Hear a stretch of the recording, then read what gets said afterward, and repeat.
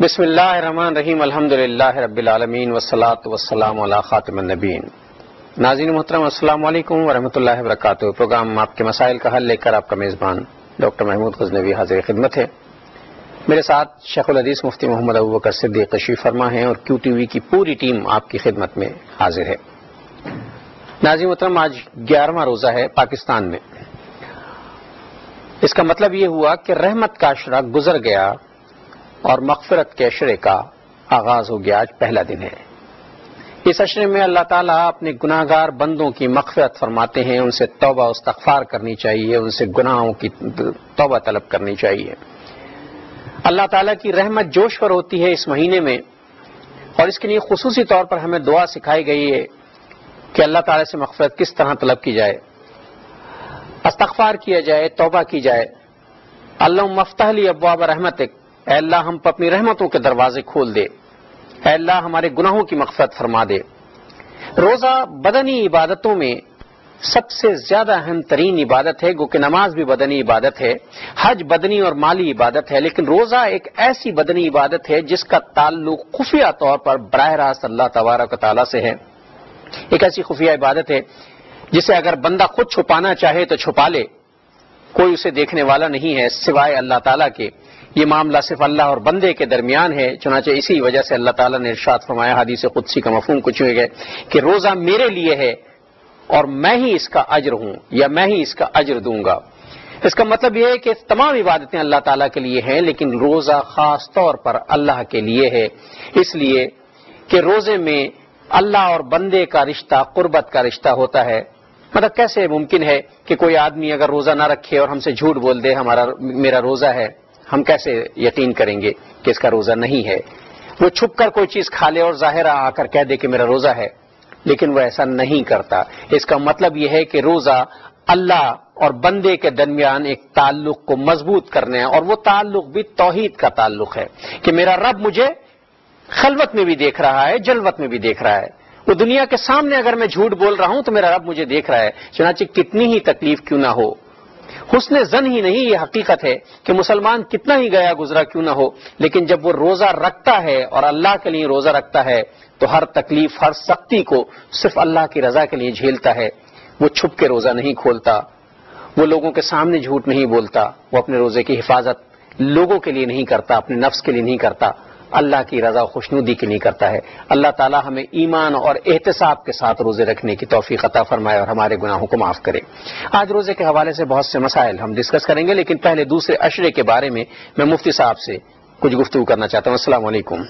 وعلیکم السلام۔ مغفرت کے عشرے کا آغاز ہوا، الحمدللہ، رحمت کا عشرہ بیت گیا۔ ہمارے پاس 2 عشرے رہ گئے، 2 بھی کہاں رہے، دوسرے کا بھی پہلا دن جو ہے تقریباً گزرنے والا ہے۔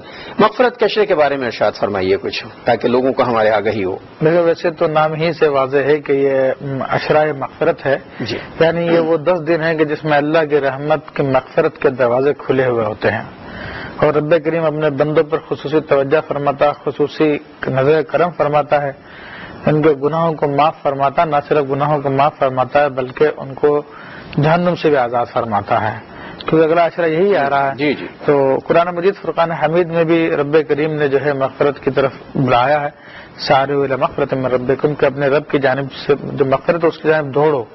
اور خود رسول اللہ صلی اللہ تعالی علیہ وآلہ وسلم بھی اللہ تبارک و تعالیٰ کی بارگاہ سے مغفرت طلب کیا کرتے تھے۔ ایک حدیث کریمہ کے مطابق آپ علیہ الصلوۃ والسلام دن میں 70 مرتبہ استغفار فرمایا کرتے تھے، اور ایک روایت کے مطابق آپ دن میں 100 مرتبہ استغفار فرمایا کرتے تھے۔ تو چونکہ رمضان کا مہینہ اور اللہ تبارک و تعالیٰ کو یہ بات پسند ہے کہ اس کے بندے اس کی بارگاہ میں توبہ کریں، استغفار کریں، اور یہ عشرہ بھی استغفار کا ہے، مغفرت کا ہے، تو اس مہینے میں کثرت سے استغفار کیا جائے اس عشرے میں۔ اور خاص طور پر جو دعا حدیث شریف میں آئی کہ اللہم انک عفو تحب العفو فاعف عنا، یا غفور یا غفور یا غفور، اس کی کثرت کی جائے۔ یہ سیدنا آدم علیہ السلام کی دعا ہے کہ ربنا ظلمنا انفسنا وان لم تغفر لنا وترحمنا لنکونن من الخاسرین، اس کی کثرت کی جائے۔ ناظرین محترم، مفتی صاحب نے بہت تفصیل سے یہ بات آپ کو بتائی، اللہ کی رحمتوں کا مہینہ۔ یہ قرآن میں ارشاد ہوا ہے کہ گنتی کے معدود چند دن ہیں، گنتی کے چند دن ہیں۔ آپ دیکھیے 11 دن گزر گئے، کس قدر تیزی سے دن گزرتے ہیں۔ اب یہ استغفار کرنے کا اشرہ ہے، اور جب اللہ تعالیٰ سے استغفار کیا جائے تو اللہ تعالیٰ بہت خوش ہوتے ہیں اپنے بندوں کو. ایک بندہ اگر توبہ کر کے اپنے رب کی طرف ایک قدم بڑھاتا ہے تو اللہ تعالیٰ بڑھ کر 10 قدم اس کی طرف بڑھاتے ہیں. استغفر اللہ رب من کل ذنب واتوب الیہ. اللہم انک عفو کریم تحب العفو فانی یا غفور یا غفور یا غفور. اللہم اجرنا من النار یا مجیر یا مجیر یا مجیر. ربنا ظلمنا انفسنا ولم تغفر لنا وترحمنا لنکونن من الخاسرین. مفتی صاحب نے یہ دعائیں بتائیں. یہ دعائیں سب کو یاد ہوتی تقریباً، نہیں یاد ہے تو قرآن حکیم میں موجود ہیں، استغفار کے کتابوں موجود ہیں. انہیں پڑھیے، جتنا کثرت سے پڑھیں گے اللہ تعالیٰ اتنا ہی آپ سے قریب ہوگا اور اتنا ہی ہماری اور آپ کی بخششیں کرے گا، ہمارے گناہوں کو معاف کرے گا، ہمارے سیئات کو ہمارے حسنات میں تبدیل کر دے گا. آئیے پہلے ایک کالر سے بات کرتے ہیں. السلام علیکم. وعلیکم السلام ورحمۃ اللہ. جی بہن. مفتی صاحب کو بھی السلام. وعلیکم السلام. ذرا سا زور سے. مجھے یہ پوچھنا تھا کہ پچھلے سالوں میں جب 15 مطلب رمضان المبارک جمعۃ المبارکہ کی پڑی تھی تو اس وقت غالباً بمبئی سے ایک مطلب یعنی کہ اس طرح کی چیز آئی تھی کہ قرب قیامت میں جب جمعے کے دن 15واں روزہ پڑے گا تو مطلب حدیث پاک کی یا شاید کچھ، اب مجھے صحیح طرح یاد نہیں ہے، تو اس میں یہ تھا کہ مطلب ایک چنگھاڑ سنائی دے گی، اس وقت کچھ وظیفہ تھا جو یہ پڑھے گا تو وہ محفوظ رہے گا. اس کا مطلب یعنی کیا ہے، یہ حقیقت ہے یا کیا ہے؟ اچھا، اور کوئی بات؟ اور کوئی بات؟ اچھا، ایک اور کال ہے. السلام علیکم. السلام علیکم. وعلیکم السلام. جی بہن، کہاں سے؟ جی انکل میں سلمہ ملک بول رہی ہوں پاکستان شریف سے. اچھا فرمائیے. انکل میرا پہلا سوال ہے کہ ایسے ہے کہ جس کمرے میں عورت کاف بیٹھی ہو تو کیا کرنا چاہے تو کاف ٹوٹ جاتا ہے اور کاف والی جگہ میں دوبارہ نیت کرنی ہوگی؟ نہیں، کیا آپ نے کہا کمرے میں اگر عورت اعتکاف میں بیٹھی ہو تو کہتے ہیں کہ وضو کرنے چلی جائے وضو والی جگہ پہ تو کاف ٹوٹ جاتا ہے اور دوبارہ نیت کرنی ہوگی؟ اچھا، تو جس کمرے میں عورت کاف بیٹھی ہو پورے کمرے میں گھوم سکتی ہے؟ اچھا. اور تیسرا سوال ہے کہ کون سی اعتکاف میں کون سی عبادت زیادہ کرنی چاہیے؟ چوتھا سوال ہے کہ درود پاک اگر دل میں پڑھیں تو حضور صلی اللہ علیہ وسلم سنتے ہیں؟ پانچواں سوال ہے کہ اعتکاف بیٹھی عورت آپ کے پروگرام اور قرآن سنت ٹائم میں کال کر سکتی ہے اور باری دنوں میں عورت روزہ نہ رکھے تو بھائی بہن پوچھیں تو روزہ ہے تو کہہ سکتے ہیں کہ روزہ ہاں جی رکھا روزہ؟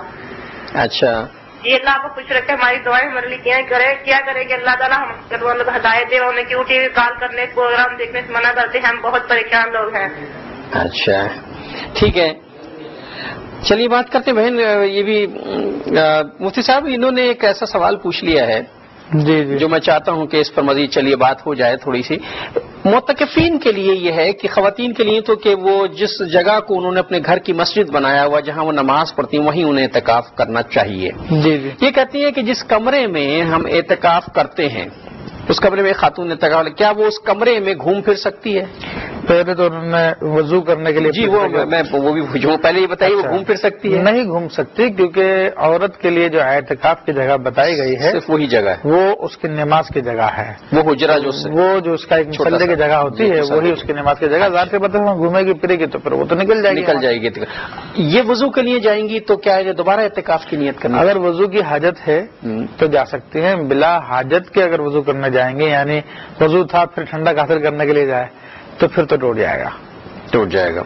اچھا، معتکف جو ہے وہ حدود مسجد سے اگر باہر قدم رکھ لے کسی وجہ سے، ابھی یہ کیسے طے ہوگا؟ اب تو ہمارے ہاں مساجد میں حالانکہ یہ ہونا چاہیے کہ مساجد کی انتظامیہ کو لکھ دینا چاہیے کہ یہ حدود مسجد ہیں، لیکن ہماری مسجدیں اوریجنل کچھ اور ہوتی ہیں، پھر ضرورت کے مطابق ایکسٹینڈ ہو جاتی ہیں، توسیع اور بہت بڑی ہو جاتی ہے، نہیں پتہ چلتا کہ اصل مسجد کہاں تک ہے. تو کیا ایسی صورت میں معتکف کے اعتکاف پر اثر پڑے گا؟